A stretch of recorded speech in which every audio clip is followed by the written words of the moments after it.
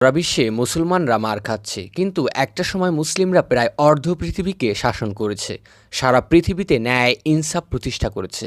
আমাদের ছিল এমন সব বীর যোদ্ধা যাদের হুঙ্কারে সকল অনিয়মকারীরা ভয় পেত। আজ কোথায় হারিয়ে গেল আমাদের সেই সোনালী অতীত? ইসলামের ইতিহাসে এমন একজন সেনাপতি ছিলেন যাকে বলা হয় সাইফুল্লাহ, অর্থাৎ আল্লাহর তরবারি। তিনি একজন এমন যোদ্ধা ছিলেন যিনি একটি যুদ্ধেও কখনো হারেননি। হ্যাঁ, আমি কথা বলছি মহান সাহাবী খালিদ বিন ওয়ালিদ রাদিয়াল্লাহু সম্পর্কে।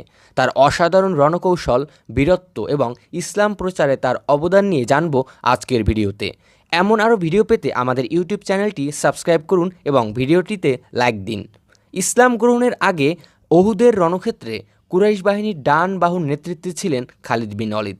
তার বিচক্ষণতায় রণকৌশলে মুসলিম বাহিনী কিছুটা ধরাশায়ী হয়েছিল।